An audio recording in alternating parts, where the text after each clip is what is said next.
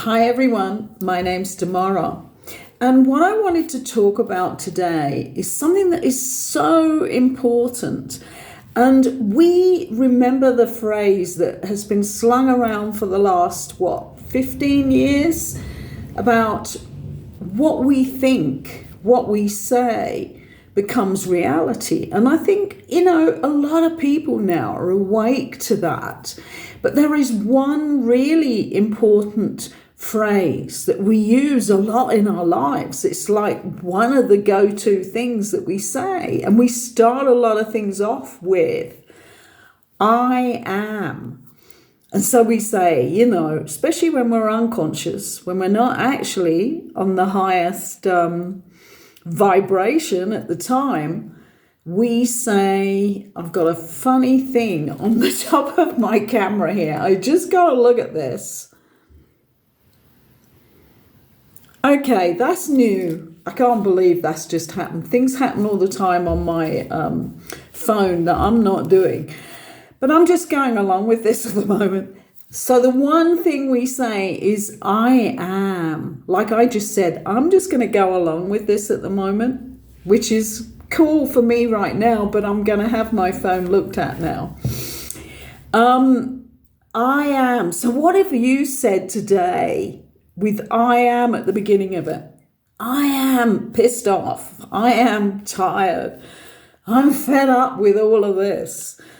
This is something you really need to become conscious of, because I am is a totally exceptionally powerful phrase that is coding every cell in your body. And if you've never seen the work that was done, I'm trying to think what his name is, and it's not coming to me right away. And it's a little way back now, maybe even up to 10 or 15 years ago, when somebody did a book. And what was it called? Something, the Moses effect. And I think it came out of something in the Bible. Okay, but the I am factor is just a truth. I am. Where I see it most powerfully, because I keep saying I'm 75, actually I'm 76. I was 76 a week or so ago, and I haven't quite got used to that new number. But what I see and have done for decades now is people, as they come like probably over 40, they start talking about aging. And they'll say the words, I hate even saying it, but I'm going to say it here and put brackets around it, because I'm so aware of this, not coming into my auric field and staining my cells. I am aging. That's the one that I suppose I started to see the real power in that. And that people who took that on board, you really see full-blown aging effects in them, and illnesses and everything. And one thing that they would add on to that is, I'm getting old and I know this is happening. I'm getting old, so this happens, that happens, everything happens. Well, it doesn't have to, because every cell in your body renews every 7 years. If you know that fact, what are you doing? You should be saying, I am youthing. That's my more popular phrase. But so that phrase, wherever you put it, I am, just be so aware of that when you speak it, you are actually manifesting what you're saying, because your cells are always listening. Okay, so what I'm going to move into now is another couple of words. And this also, I remember really keying into the total truth of these two words. And I've spoken about it many times on workshops in the past that I've run, and all sorts of things that I've done on my Blog Talk radio show back when. And that is the difference between when you say, I believe, and this is used in many, many contexts. Quite often in religion, I believe. And what you're saying when you say it is, I believe what I'm told and what I've heard. It's a belief which is part of a system of things that we take on board as we participate in this life. And I mean, it's decades ago when I realized the huge difference when I said, I know. And I mean, there is a completely different resonance. Feel that within yourself. Say those to yourself. I believe. I know. I mean, for me, it's huge. The difference is huge. And I will always be saying, I know, when the inner truth within me resonates with what I'm saying that for. And, a lot of people are going to think, well, what's the difference? And maybe this is only for the people who have at least woke up a little bit to understand how powerful we are. And that the only thing that really matters right now is how you are vibrating and your resonance. The frequency that you are operating in and emitting out, see? And what frequencies can you receive? Can you receive this information without switching off this video and saying, well, that's just rubbish. That's just taking things too far. Because for people like myself, it isn't. We are refining ourselves as much as we can so that we produce the future that we really, really want. The new future, the new wave, the higher frequency for the new world, where everything is different. No drama of what's truth and what isn't, just everybody operating and receiving and admitting out the higher frequencies.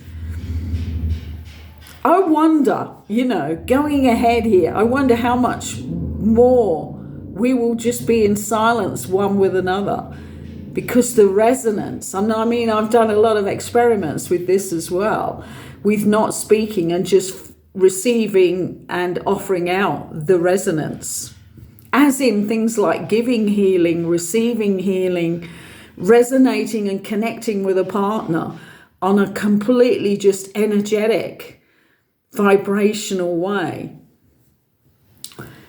But if you're feeling like she's talking rubbish, where's she at? Look her up. Just switch it off, because it's not for you. So what we're looking at is I am, and how we use that, and how powerfully you are programming everything every time you say it. We've then looked at the knowing and believe. So start to watch where you're using that. If you're saying, oh yeah, I can believe that. Well, when you put the can, you're putting a possibility in front of it, which is slightly different. But if you're using I believe, because there's a lot of things that people believe. And recently I've had a lot of my clients writing their belief list out, because it's come up in their life reading that they believe all this stuff and it's just not true. And they've never really looked into it. They just took it on board.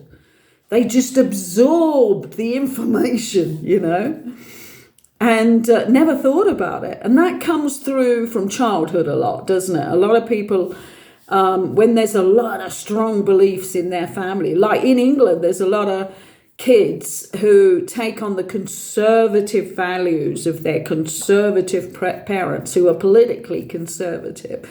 And then you also get the opposite, which is the Labour, the people who take that on board. And a lot of people who don't ever wake up and start to shake all this around and have a look at why they believed it in the first place, they carry on until their death. And they, like one generation after another will be the Labour families or the Conservative families. There are whole territories in England, like Suffolk, where I came from, was always Conservative. I think it's changing now, and certainly my hometown, never have I known it to be a Labour town.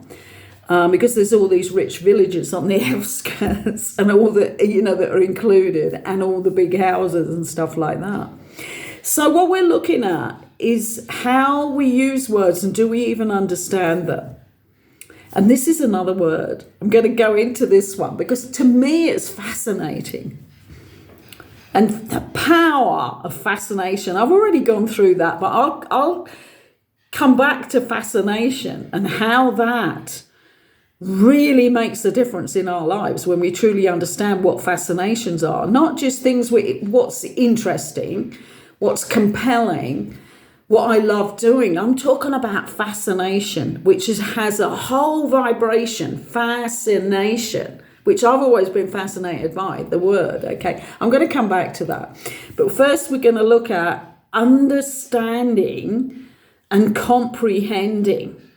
And some people will say to you, that's the same. Because if you comprehend something, you understand it.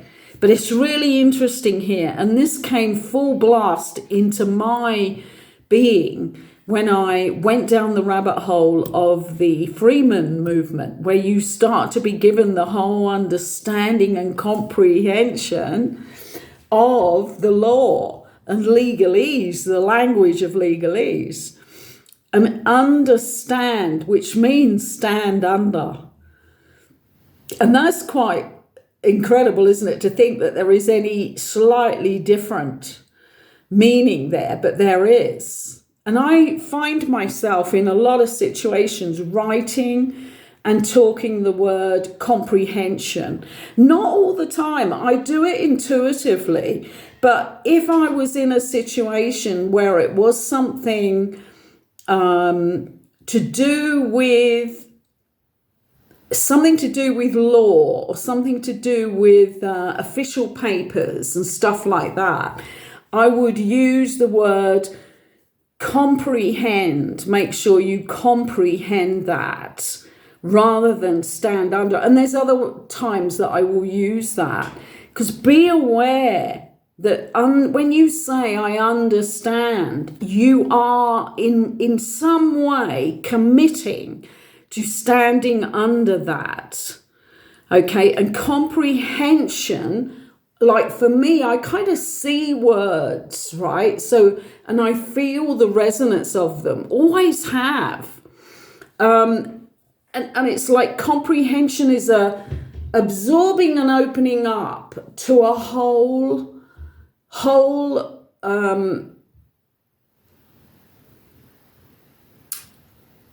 let me think of how that fits, okay? It's like, what is happening when I say that? Comprehension, it's like all of my senses are involved in comprehension. When I comprehend, it's a wholeness, and it comes together mentally, emotionally, physically, and spiritually, I would say. But with understanding, it's eclipsed, and it's like a taking on of something. Okay, now we're splitting hairs here, which is an old English expression. But it's important on frequency, the sound of it, how your body and your entity takes it on board, okay? So just start to think a little bit about it, and as you're using language, to be aware. What about when we say, and these two words are used within language a lot. I don't do that myself because decades ago, it just started to shine a light for me that when I said to somebody, I have compassion for you, like if somebody had just experienced a passing of a loved one and I happened to be at the house or I was working with the family as a therapist, whatever, I would use that word. I would not use the word that is interrelated in a lot of ways by people, sympathy. Because to me, sympathy is I feel sorry for you. And I can't feel that when somebody's passing, because my comprehension of passing to another dimension means that person's just on another part of their path. It doesn't mean that I feel sympathy for their passing, because I don't, and I have to be truthful to myself. And it became really, really important to me to use words as accurately as I was able to be present and in the moment to resonate with the correct word. That's what it's about. If I was asleep, then I may mistakenly say something that's just like on automatic within me. So when I get out of bed in the morning, having meditated, my challenge, if you like, and it isn't such a challenge anymore, is to stay in the now moment, totally present, and to be in communication with myself and others in the best way I can, on the highest vibration of truth. So think about when you say to people, I sympathize with you. And it's almost like sympathize. I sympathize. It's like I'm coming out to you. I'm going to try and take it away. It feels like that to me. Whereas when I say, I am compassion, I offer you compassion for what stage you are going through right now. It's like my heart is involved, I'm centered, and it's using my whole energy centers. And it doesn't feel as if I'm overgiving. It feels like I'm coming from a different point, a different resonance, a different frequency. Try it for yourself. Have a think about this. If you really are on the path of awakening, it's now about resonating with even the words that we say that are so, so important. And that's a huge one, because I cannot feel sorry for somebody who's passed, because it would have been perfect. They've passed and they're not gone. They've passed over to the next dimension. And they're going to connect back so much more fully with their higher self when they pass out of the physical. So why would I be sorry about that? And I'm not somebody that goes along with what is called, what would you call it? Like the way to act. I don't think anybody has been able to control me in that way. Be polite, do what is normal. I mean, that's so out of my auric field forever. I'm here to be as light and bright and on the highest resonance I can have all the time, So I'm allowing myself to hit that mark for me, but not just for me, for those that are in my field, because we attract those in our field for a reason. None of it is coincidence. And I heard somebody say that word in such the wrong place the other day. I'm trying to think where it was. I can't remember, I don't think, just off the top of my head, but it's like, it was so a synchronicity. And they used the word coincidence, because coincidences are not the same as synchronicities. Does everybody know that one? Because we do use that a lot now, don't we? In the awakening movement, we really do. Because synchronicities become so great when you meditate, you're clearing your stuff, you're becoming that pure channel to divine, to bring through the whole of your divine connection, that the synchronistic things are just appearing. Sometimes it feels like, oh my God, I'm on candid camera here. This can't really be happening. Certainly happens to me a lot like that. Candid camera is an old English television program where they'd set you up with your biggest dream or your worst idea of what could happen to you. Both. They used to do both, if I remember rightly.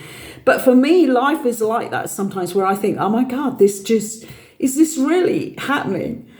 because the synchronicities are flowing so quick. And I may say something. We had a whole day of it in our artisan market recently. There was about three or four of us that seemed to be in the loop. And we were going, oh my God, that's just happened. And now this has happened. Now that's happened. And now this person's here. It was very wild, but it was great. I think astrologically, there was a huge lineup happening for all of the little group I was involved in. Don't want to let this video go on too long. I know attention spans can be short. Let's talk about fascination, because that's a word that I love saying, and that I was guided a lot on what it was in the beginning of my practice with people when I was working full-time as a therapist. And my therapy was not just on the emotional level. It was on, let's heal all the emotions. Let's get the mental in order. Let's get the physical body at the highest it can be, because we want to pull in now their connection. We want them to connect to their higher self, to their soul self. So I was always looped into this idea about connecting and finding out where we needed to be, what needed really truly to be happening on our soul journey, on our blueprint. And fascinations are things that you really need to take note of and not just push them back. Like people who are fascinated with a certain culture, fascinated with a place that they've never bothered to travel to because it isn't a beach resort or whatever. So they never go. And they don't understand that fascinations, that something that really fascinates you needs to be followed. They are signposts on your blueprint. And your blueprint is sealed within your energetic system. And the clearer you get from the chemicals, the additives in your physical, the more healthy your body is, the less you're putting on your body. This is the other thing, chemicals as well. You can't fire up to the highest degree on your light path. Your lights don't all light up. Your frequency isn't at its highest, see? So when you get like that, then start, your fascinations are going to come through and you're going to have that real feeling that you have to go and do it. That's what happened to me. That's why I was in Egypt. That's why I went to the Pyrenees, different places in America, in Canada. There were all destinations that I had to go to. But I started with that powerful one of Egypt and never realized how I was going to get there. I wasn't somebody who had loads of money. And what happened to me was when I was ready, when my vehicle was ready to pull in what I needed, I was actually handed the amount that I needed. And the person didn't know what I was going to use it for, but I did. And I could not use it for anything else. And there were all sorts of exciting things that happened. Because what we're doing is we're regaining information from those cultures that we lived other lives in. Certainly for me, Egypt is a huge one of past life information. Past life gifts that I had that I'm bringing back now. So what for you are the fascinations that you're not following? Do you know a lot of people don't ever use that word? They live a life that is so controlled and connected into the matrix that to have a fascination, they might have a like or a dislike. They might admire something. They might think a place is interesting, but they never use that word because their circuits are not throwing that feeling up for them yet. But it will if they meditate and clean up everything that needs to be cleaned up in this vehicle. Because it truly is just the vehicle that we use. Thank you for listening to my little chat today. Hopefully you'll pick something up from this that's valuable. And please like the video. That helps us to get the information out to more people. It stays on the feed or even appears on the feed. Sometimes they don't because other people don't want you to be seen. So help me out here. Thank you for allowing me into your sacred space today. Bye for now.